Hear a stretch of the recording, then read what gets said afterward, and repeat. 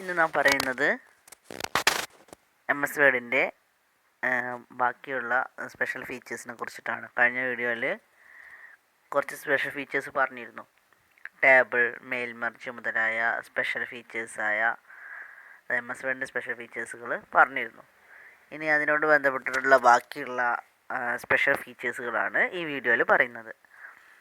അപ്പം ഇനി അടുത്തത് ഏതൊക്കെയാണ് സ്പെഷ്യൽ ഫീച്ചേഴ്സ് എന്ന് നോക്കാം. ഫസ്റ്റിൽ പറയുന്ന ഒന്നാണ് മാക്രോസ്. എന്താണ് മാക്രോസ്? മാക്രോസ് എന്ന് പറയുന്നത് കോമൺ ആയിട്ടൊന്നും നമ്മളൊരു ഡോക്യുമെൻറ്റേഷൻ ചെയ്യുമ്പോൾ യൂസ് ചെയ്യാറില്ലെങ്കിൽ കൂടി മാക്രോസ് എന്ന് പറയുന്നത് എം എസ് വേർഡിൻ്റെ ഒരു സ്പെഷ്യൽ ഫീച്ചർ തന്നെയാണ്. അതിൽ ഇൻസ്ട്രക്ഷനും കമാൻഡ്സ് എല്ലാം ആഡ് ചെയ്യാനും അത് ആവശ്യാനുസരണം മനസ്സിലാക്കാൻ ഉപയോഗിക്കാനും മാക്രോസ് കൊണ്ട് കഴിയും.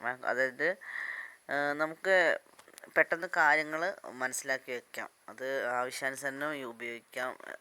നമുക്ക് ഓൾറെഡി ഉള്ളത് നമുക്ക് ആവശ്യാനുസരണം ഉപയോഗിക്കാം, പുതിയതായി നമുക്ക് ആഡ് ചെയ്യാം. അതായത് മെയിനായിട്ട് റെക്കോർഡ് ചെയ്തിട്ടാണ് യൂസ് ചെയ്യാറ്. റെക്കോർഡിംഗ് ഫോർമാറ്റിലാണ് മാക്രോസ് യൂസ് ചെയ്യാറ്. കമാൻഡ്സ്, ഇൻസ്ട്രക്ഷൻസ് ഒക്കെയാണ് മാക്രോസിൽ കൊടുക്കാറ്. നിങ്ങളുടെ വേർഡിൻ്റെ പേജിൽ നമുക്കറിയാം മുകൾ ഭാഗത്ത് ഫയൽ, വ്യൂ, എഡിറ്റ് അങ്ങനെയുള്ള ഓപ്ഷനുകളാണ് ഉണ്ടാവുക, മെയിൻ മെനു ഓപ്ഷനുകൾ. അതിൽ വ്യൂ എന്നുള്ള ഓപ്ഷനിൽ പോയി കഴിഞ്ഞാലാണ് മാക്രോസ് വിസിബിൾ ആവുക. In Word, you can automate frequently used tasks by creating and running macros. A macro is a series of commands and instructions that you group together as a single command to accomplish a task automatically. Work ഓട്ടോമാറ്റിക്കലായിട്ട് നടക്കാൻ വേണ്ടിയിട്ട് serious ആയിട്ട് കൊടുക്കുന്ന commands അല്ലെങ്കിൽ ഇൻസ്ട്രക്ഷനെയാണ് macros എന്ന് പറയുന്നത്. അത് ഒരു സ്പെസിഫിക് ടാസ്കിന് വേണ്ടിയിട്ടാണ് അത് ചെയ്യാറ്. To save time on task to do off, അത് നമ്മുടെ ടൈം കൺസ്യൂമിങ്ങിന് വേണ്ടി, അതായത് ടൈം കുറയ്ക്കാൻ വേണ്ടിയിട്ടും പിന്നെ ബുദ്ധിമുട്ടുകൾ കുറയ്ക്കാൻ വേണ്ടിയിട്ടുമാണ് ഈ ഒരു മാക്രോസ് ചെയ്യുന്നത്. റെക്കോർഡ് ചെയ്ത് സൂക്ഷിക്കുകയാണ് ചെയ്യാറ്. ഇതിന് ആവശ്യാനുസരണം യൂസ് ചെയ്യുകയാണ് ചെയ്യുക മാക്രോസ്. ആ ഒരു എങ്ങനെയാണ് എന്നുള്ളത് കാണിക്കാം. നിങ്ങൾ കണ്ടില്ലേ ഈ വ്യൂ എന്നുള്ളൊരു ഓപ്ഷൻ നമ്മുടെ മുകൾ ഭാഗത്തെ മെനു വേർഡ് പേജിലെ മുകൾ ഭാഗത്ത് വരുന്ന ഫയൽ ഇങ്ങനെ പോകുന്ന ഫയൽ വ്യൂ, എഡിറ്റ് അങ്ങനെ പറഞ്ഞ് പോകുന്ന അതിൽ റിവ്യൂ കഴിഞ്ഞ് വരുന്നതാണ് വ്യൂ എന്ന് പറയുന്നത്. ആ വ്യൂ എന്നുള്ള ഓപ്ഷനിൽ പോയി ക്ലിക്ക് ചെയ്ത് കഴിഞ്ഞിട്ടുണ്ടെങ്കിൽ നമുക്ക് മാക്രോസ് എന്നുള്ളൊരു ഓപ്ഷൻ വരും. ആ മാക്രോസിലൊരു ഡ്രോപ്പ് ഡൗൺ ലിസ്റ്റ്, ചെറിയ റൗണ്ട് കണ്ടില്ല റെഡിൽ, ആ ഒരു ഡ്രോപ്പ് ഡൗൺ ലിസ്റ്റ് പോലുള്ള ഒരു ആരോ മാർക്ക് അവിടെ കാണാം. അവിടെ ക്ലിക്ക് ചെയ്യുമ്പോൾ വ്യൂ മാക്രോസ് ഉണ്ടാവും, റെക്കോർഡ് മാക്രോസ് ഉണ്ടാവും, പോസ് റെക്കോർഡിംഗ് ഉണ്ടാവും. വ്യൂ മാക്രോസ് എന്ന് പറയുമ്പോൾ ഓൾറെഡി നമ്മൾ ചെയ്ത് വെച്ചിട്ടുള്ള മാക്രോസ് നമുക്ക് കാണാൻ വേണ്ടിയുള്ള ഓപ്ഷനാണ് വ്യൂ മാക്രോസ് എന്ന് പറയുന്നത്. റെക്കോർഡ് മാക്രോ എന്ന് പറയുമ്പോൾ നമുക്ക് അപ്പോൾ മാക്രോ റെക്കോർഡ് ചെയ്യാനുള്ള ഓപ്ഷനാണ്. പോസ്റ്റ് റെക്കോർഡിംഗ് എന്ന് പറയുമ്പോൾ നമുക്ക് അത് ചെയ്യുന്നതിനിടയിൽ നമുക്ക് റെക്കോർഡിങ് പോസ് ചെയ്ത് വെക്കാമല്ലോ, അതിനെയാണ് പോസ്റ്റ് റെക്കോർഡിംഗ് എന്ന് പറയുന്നത്. ആ റെക്കോർഡ് മാക്രോ എന്നുള്ള ബട്ടൺ ആക്റ്റീവ് ആകുമ്പോഴാണ് മറ്റത് ആക്റ്റീവ് ആവുള്ളൂ. അതുകൊണ്ടാണ് ഇപ്പോൾ ഇത് ഇനാക്റ്റീവായിട്ട് കിടക്കുന്നത്. അങ്ങനെയാണ് മാക്രോസ് എന്ന് പറയുന്നത്. അപ്പോൾ ഒരു വേർഡിൻ്റെ ഒരു സ്പെഷ്യൽ ഫീച്ചറാണ്. ഇനി അടുത്ത സ്പെഷ്യൽ ഫീച്ചർ നോക്കാം. ഫയൽ മാനേജ്മെൻ്റ് ആണ്. അത് ഫയൽ കൈകാര്യം ചെയ്യാൻ വേർഡിൽ ഫയൽ കൈകാര്യം ചെയ്യുന്നതിന് ഫയൽ മാനേജ്മെൻറ്റ് എന്ന് പറയുന്നത്. അതും ഒരു വേർഡിൻ്റെ ഒരു സ്പെഷ്യൽ ഫീച്ചറാണ്. ഫയലിൽ പോയിട്ട് ഓൾറെഡി ഉള്ള ഫയലിനെ ഓപ്പൺ ചെയ്യാം. അത് ഫയൽ മാനേജ്മെൻറ്റ് എന്നോട് ഉദ്ദേശിക്കുന്നത് അതാണ്. നമുക്കുള്ള ഫയലുകളിലുള്ള ഡീറ്റെയിൽസ് ഓപ്പൺ ചെയ്യാം, അത് എഡിറ്റ് ചെയ്യാം, പിന്നെ സേവ് ചെയ്യപ്പെട്ട ഫയലിൻ്റെ പേര് മാറ്റി സേവ് ചെയ്യാതെ ലൊക്കേഷൻ മാറ്റി സേവ് ചെയ്യാം. ഇതൊക്കെ ഫയൽ മാനേജ്മെൻറ്റ് എന്ന് പറഞ്ഞതുകൊണ്ട് ഉദ്ദേശിക്കുന്നത് ഫയൽ മാനേജ് ചെയ്യുക, അതാണ് ഫയൽ മാനേജ്മെൻറ്റ്. അതൊരു വേർഡിൻ്റെ സ്പെഷ്യൽ ഫീച്ചറാണ്.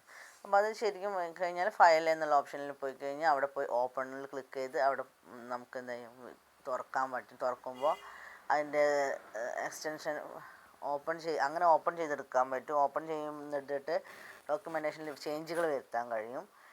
പിന്നെ ഓൾറെഡി സേവ് ചെയ്ത സംഭവങ്ങൾ നമുക്ക് ആവശ്യാനുസരണം റിട്രീവ് ചെയ്ത് വീണ്ടും ലൊക്കേഷൻ മാറ്റി സേവ് ചെയ്യാനും എക്സ്റ്റൻഷൻ മാറ്റി സേവ് ചെയ്യാനും ഒക്കെ കഴിയും. ഇതൊക്കെ തന്നെ ഫയൽ മാനേജ്മെൻറ്റിൻ്റെ പ്രത്യേകതയാണ്. ഈ ഫയൽ മാനേജ്മെൻറ്റ് എന്ന് പറഞ്ഞാൽ വേർഡിൻ്റെ ഒരു സ്പെഷ്യൽ ഫീച്ചറാണ്. ഫയൽ എന്നുള്ള ഓപ്ഷനിൽ പോയാലാണ്. File management in word is done by using either the open or save as dialog boxes. Both features similar tools, although you will probably do more file manipulation in the save as dialog box, especially when saving new document. അത് നിങ്ങൾക്ക് കാണാൻ കഴിയുന്നുണ്ടായിരിക്കും. നമുക്ക് വേണമെങ്കിൽ new ഫോൾഡറായിട്ട് save ചെയ്ത് ചെയ്യാം. ആ save ചെയ്തതിനെ open ചെയ്യാം. ആ ഒരു ഇതാണ് നമ്മളിവിടെ കാണാൻ കഴിയുന്നത്. ക്രിയേറ്റ് ചെയ്ത ആ ഒരു ഫോർമാറ്റാണ് കാണാൻ കഴിയുന്നത്. നമുക്കിവിടെ വന്നിട്ട് ഫയൽ നെയിമും പേര് മാറ്റം, ഇവിടെ സേവ് ആസ് പേര് മാറ്റി കൊടുത്തിട്ട് സേവ് കൊടുത്തിട്ടുണ്ടെങ്കിൽ ലൊക്കേഷൻ മാറി സേവ് ആവും.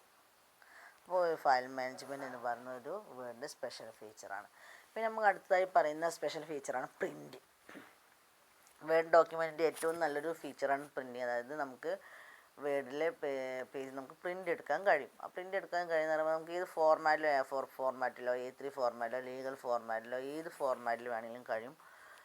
ആവശ്യാനുസരണം നമുക്ക് ഒരു പേജ് മാത്രമോ, അതായത് ഒരു വലിയൊരു ഡോക്യുമെൻ്റ് ആണെങ്കിൽ ഒരു ഫസ്റ്റത്തെ പേപ്പർ മാത്രമോ, അല്ലെങ്കിൽ ഓട് പേജ് മാത്രമോ, ഈവൺ പേജ് മാത്രമോ, അല്ലെങ്കിൽ 2 സൈഡോ 2 സൈഡോ, അതായത് ഒരു പേപ്പറിൻ്റെ 2 സൈഡിലേക്കും പ്രിൻ്റ് എടുക്കാനോ അങ്ങനെ പല പല ഓപ്ഷനുകൾ അവൈലബിൾ ആണ്. ഒന്നിൽ കൂടുതൽ കോപ്പീസ് എടുക്കാൻ, വൈറ്റിൽ ബ്ലാക്കിൽ, വൈറ്റിൽ കളറിൽ, അതായത് ബ്ലാക്ക് ആൻഡ് വൈറ്റ് ആയിട്ടോ കളറായിട്ടോ അങ്ങനെ പല രീതിയിൽ നമുക്ക് പ്രിൻറ്റിങ് പോസിബിളാണ്. അതെന്ന് പറയുന്നത് ഒരു വേർഡ് ഡോക്യുമെൻ്റ് ഒരു സ്പെഷ്യൽ ഫീച്ചർ തന്നെയാണ് പ്രിൻറ്റിങ് എന്ന് പറയുന്നത്. പ്രിൻ്റ് എന്നുള്ള ഓപ്ഷൻ കാണണമെങ്കിൽ നമുക്ക് ഫസ്റ്റിലെ ഫയൽ എന്നുള്ള ഓപ്ഷനിൽ പോയാൽ ഡയറക്റ്റ് പ്രിൻ്റ് കാണാൻ പറ്റും. അല്ലെങ്കിൽ Ctrl+P അടിച്ചു കഴിഞ്ഞാലും പ്രിൻ്റ് എന്നുള്ള ഓപ്ഷനിലേക്ക് പോകാൻ കഴിയും. അപ്പോൾ ആദ്യം എന്ത് ചെയ്യും, ഫയലിൽ പോയി ഫയൽ ക്ലിക്ക് ചെയ്യുമ്പോൾ പ്രിൻ്റ് എന്നുള്ള ഓപ്ഷൻ വരും. അതിൽ പ്രിൻ്റ് ക്ലിക്ക് ചെയ്യുക. To preview each page click the forward and backward arrows at the bottom of the page. അപ്പോൾ നമുക്ക് എന്ത് ചെയ്യാൻ പറ്റും, പേജിൻ്റെ പ്രിവ്യൂ കാണാൻ കഴിയും. അതുപോലെ തന്നെ ഫോർവേഡ് ബാക്ക്വേഡ് എടുത്തിട്ട് താഴത്തേക്ക് മുകളിലേക്കും മാറ്റാനും കഴിയും. പിന്നെ പറയുന്നത് താഴെ ഒരു സൂമിൻ്റെ ഒരു ബട്ടൺ ഉണ്ട്. അതൊരു നമുക്കൊരു സെർച്ച് ചെയ്യുമ്പോൾ കാണുന്നൊരു ബട്ടൺ ഫോർമാറ്റ് മാതിരി, അതായത് ഇങ്ങനെ ഒരു ചിത്രം ഉണ്ടായിരിക്കും സൂമിൻ്റെ. അതിൽ പോയി കഴിഞ്ഞിട്ടുണ്ടെങ്കിൽ നമുക്ക് സൂം ചെയ്ത് കാണാൻ പറ്റും. വലുതായിട്ട് നമുക്ക് ആവശ്യാനുസരണം വായിക്കാൻ കഴിയും. പിന്നെ choose the number of copies and any other option you want click the print button. നമുക്ക് എത്ര കോപ്പി വേണമെങ്കിലും പ്രിൻ്റ് ചെയ്യാം. അതിന് ഒരുപാട് ഓപ്ഷനുകൾ പ്രിൻ്റിലുണ്ട്. അതെല്ലാം കൊടുത്തുകൊണ്ട് നമുക്ക് പ്രിൻ്റ് ചെയ്യാൻ കഴിയും. അതിൻ്റെ ഒരു ഫോർമാറ്റാണ് ഈ കാണിച്ചിട്ടുള്ളത്. ഇവിടെ ഒരു ഫയൽ ഓപ്ഷനിൽ പോയി ക്ലിക്ക് ചെയ്യുമ്പോൾ പ്രിൻ്റ് ഓപ്ഷനിൽ പോയിട്ടുണ്ടെങ്കിൽ ഇങ്ങനെ ഒരു കമാൻഡ് ബോക്സാണ് വരിക.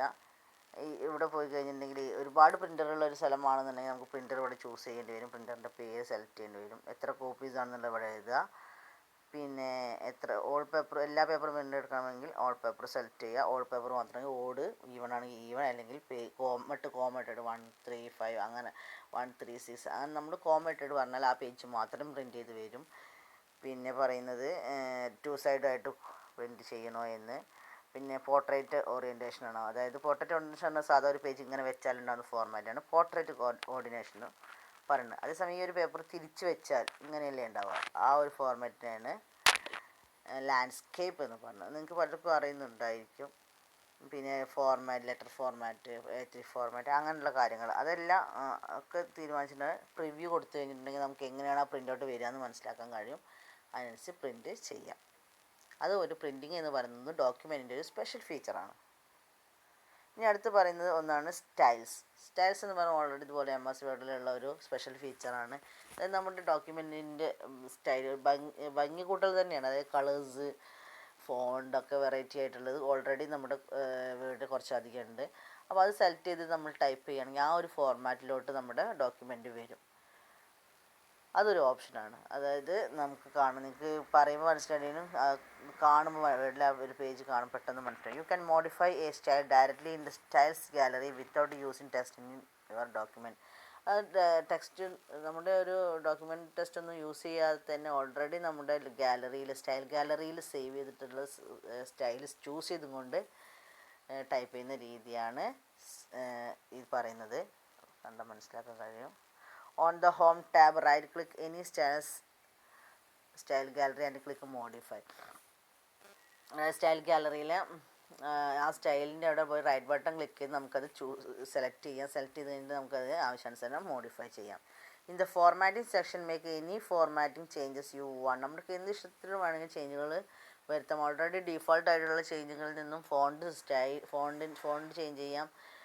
ഫോണ്ട് സൈസ് ചേഞ്ച് ചെയ്യാം, കളർ ചേഞ്ച് ചെയ്യാം, അലൈൻമെൻറ്റ്, സ്പേസിങ്, ഇൻഡൻറ്റേഷൻ എല്ലാം നമുക്ക് ആവശ്യാനുസരണം ചെയ്യാം. അത് ഓൾറെഡി ഡീഫോൾട്ടായിട്ട് കുറച്ച് സെറ്റിങ്സ് ഉണ്ടാവും, അത് മൊത്തം നമുക്ക് ചേഞ്ച് ചെയ്യാൻ കഴിയും. ഇങ്ങനെയാണ് സ്റ്റൈൽസ് ഗാലറി വരിക. നിങ്ങൾ കണ്ടിട്ടുണ്ടോ അങ്ങനെ ഒരു എന്ന് പറഞ്ഞിട്ട് സ്റ്റൈൽസ് എന്നുള്ളൊരു ഓപ്ഷൻ നിങ്ങളുടെ വേർഡിൻ്റെ ഹോം പേജിൽ കിടക്കുന്നുണ്ടായിരിക്കും.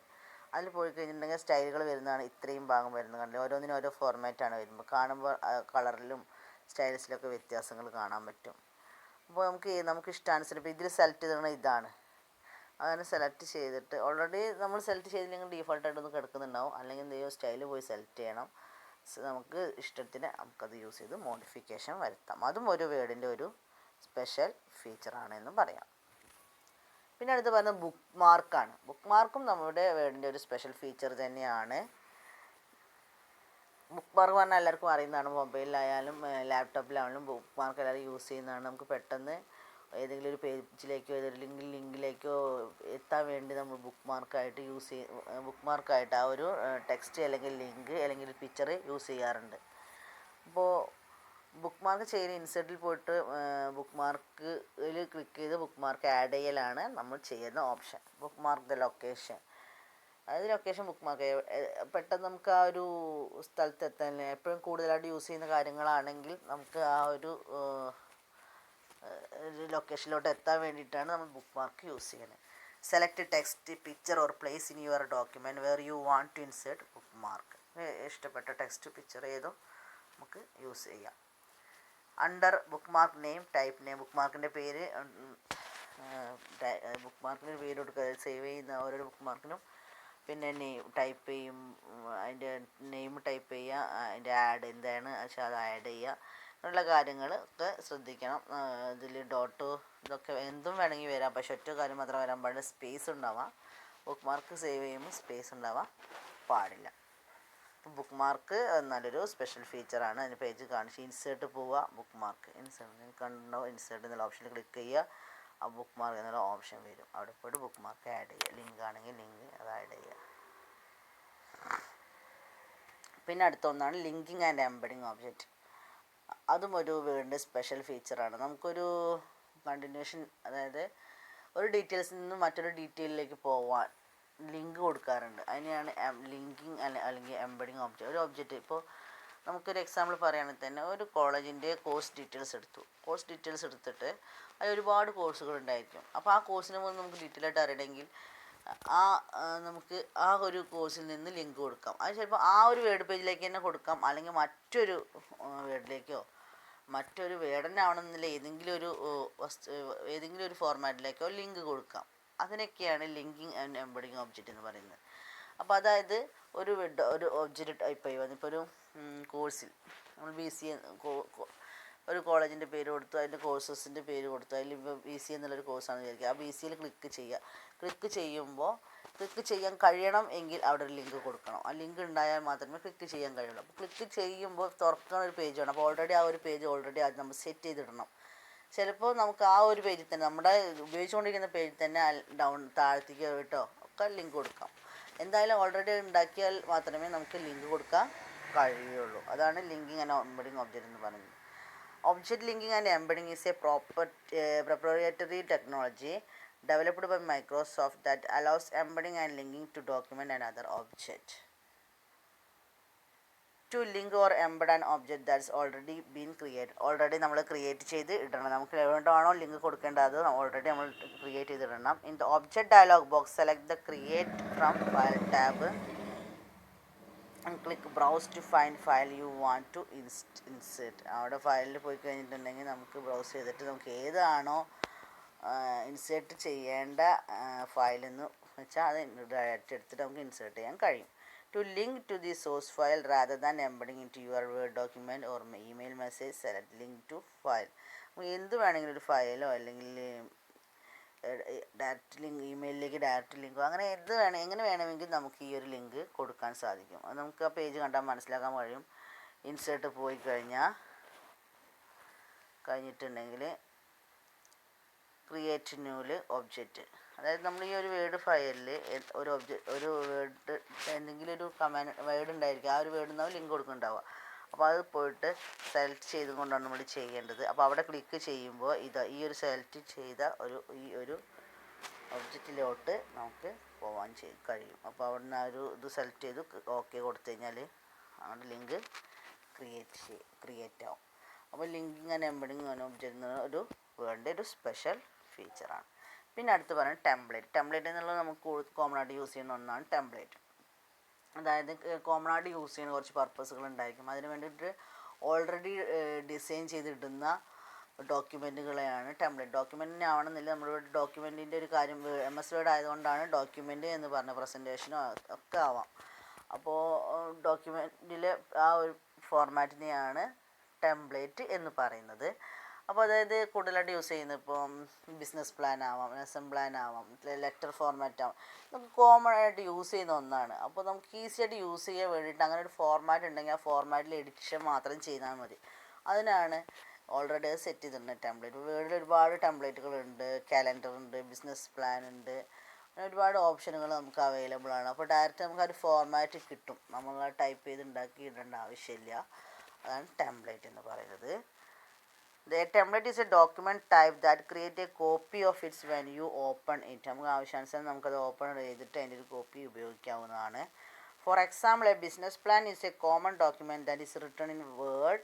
Instead of creating the structure of the business plan from scratch, you can use a template with predefined page layout, fonts, margins and styles. അപ്പോൾ ഒരു ബിസിനസ് പ്ലാൻ എക്സാമ്പിൾ പറഞ്ഞാൽ ബിസിനസ് പ്ലാൻ യൂസ് ചെയ്യുന്നത്. അപ്പോൾ അതിൽ already നമ്മളുടെ page layout, font, margin, സ്റ്റൈൽസൊക്കെ already set ചെയ്തിട്ടുണ്ടാവും. അപ്പോൾ നമുക്കത് ആവശ്യാനുസരണം യൂസ് ചെയ്യാൻ കഴിയും. അതാണ് ടെംപ്ലേറ്റ് എന്ന് പറയുന്നത് വേർഡിൻ്റെ ഒരു സ്പെഷ്യൽ ഫീച്ചറാണ്. അത് ഉപയോഗിക്കുമ്പോൾ നമ്മളൊരു വേർഡ് തുറക്കുമ്പോൾ തന്നെ ന്യൂ ഡോക്യുമെൻറ്റ് ഓപ്പൺ ചെയ്യുമ്പോൾ തന്നെ അവിടെ ബ്ലാങ്ക് ഡോക്യുമെൻറ്റിൽ പോയിട്ട് ക്രിയേറ്റ് കൊടുക്കാറാണ് നമുക്ക് പതിവ്. അതേസമയം നമുക്കിങ്ങനെ ഒരു പർപ്പസിന്, അതായത് ഏതെങ്കിലും ടെംപ്ലേറ്റ് ആണ് യൂസ് ചെയ്യുന്നത്, ഇവിടെ ഒരുപാട് ടെംപ്ലേറ്റ് ഉണ്ട്, അതിൽ ഏത് ടെംപ്ലേറ്റ് വേണമെങ്കിലും നമുക്ക് സെലക്ട് ചെയ്യാം.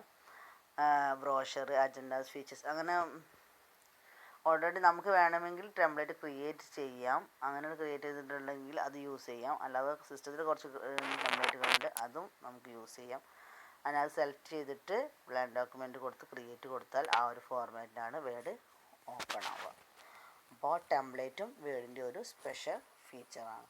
അപ്പോൾ നമ്മൾ ഒരുപാട് സ്പെഷ്യൽ ഫീച്ചർ പറഞ്ഞു. അപ്പോൾ ഇതിൽ കുറച്ച് ഫീച്ചേഴ്സ് പറഞ്ഞു. ഇത്രയും ഉള്ളൂ MS വേർഡിൻ്റെ സ്പെഷ്യൽ ഫീച്ചർ എന്ന് പറയുന്നത്. മനസ്സിലായിട്ടുണ്ടാവുമെന്ന് കരുതുന്നു. പിന്നെ ഇതിലെന്തെങ്കിലും ഇതിൻ്റെ ഒരു വീഡിയോ കൂടി അടുത്തൊരു ഇതിൽ അപ്ലോഡ് ചെയ്യുമ്പോൾ നമുക്ക് പെട്ടെന്ന് മനസ്സിലാവും. ഇതോടുകൂടി MS വേർഡ് കംപ്ലീറ്റ് ആയിട്ടുണ്ട്.